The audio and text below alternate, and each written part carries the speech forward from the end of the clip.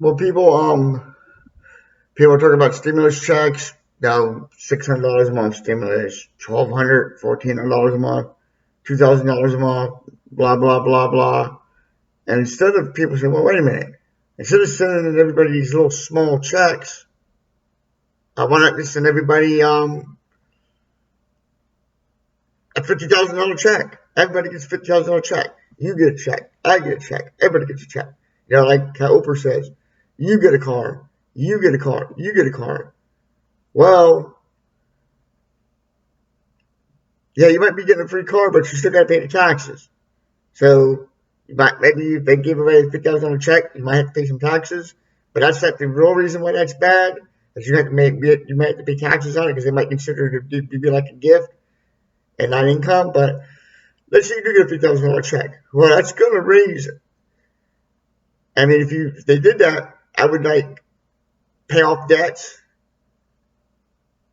invest in some gold or Bitcoin or whatever. But don't take my advice for investing. See your financial advisor. This is not hashtag not financial advice like the guy from Legal Rumor says. Hashtag not legal advice. This is hashtag not financial advice. Well, anyway, let's say you get a $50,000 check. Well, that's probably most likely going to raise demand because most people aren't going to pay off debt or invest their money. They're just going to go spend that money, and they're going to be in the same boat they were in before.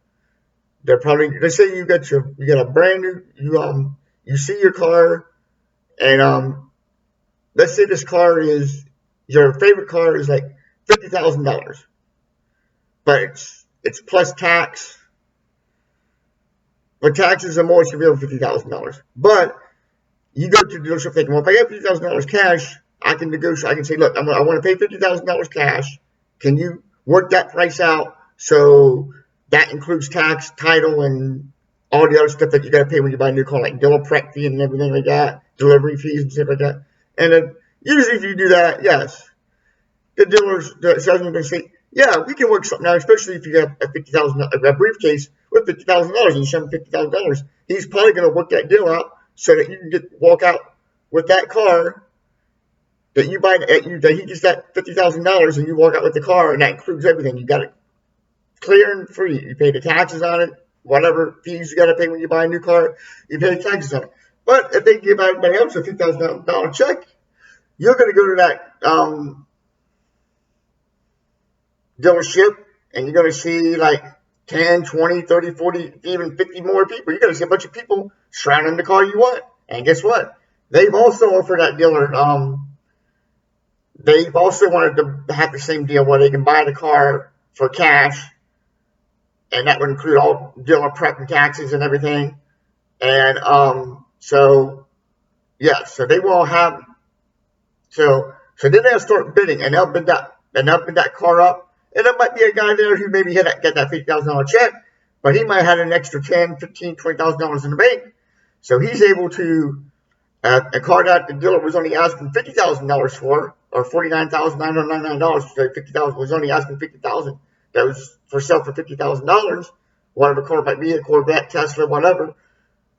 And he had, and but he has some extra money, and since he can bid more.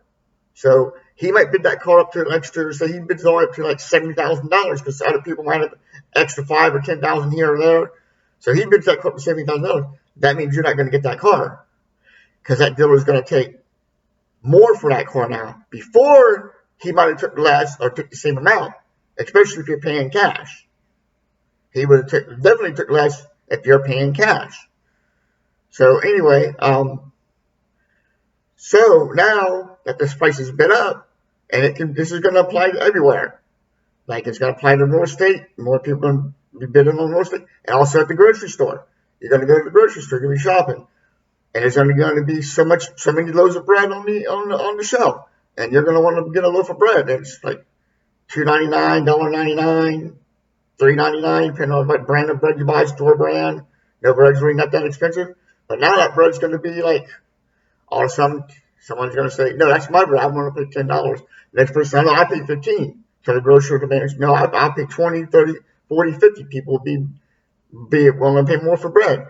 So no, this stimulus isn't really any good.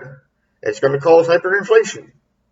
And so, yeah, so you start getting these stimulus checks, consult a financial advisor that you know and trust, and see, well, maybe you should invest this money, pay off some debt, and maybe use some of it for day-to-day living expenses like buying stuff. But don't just go out and buy a brand new car unless you need a car. If you don't have a car and you need a car, then yeah, I'd say go buy a car. But pay cash. Don't finance it. Or maybe you should finance it. I don't know. Consult with your consultant, your financial advisor, whether you should pay cash or not. Hashtag not financial advice, like Legal Eagle says. Hashtag not legal advice. Thank you and have a nice day. Comment and subscribe below.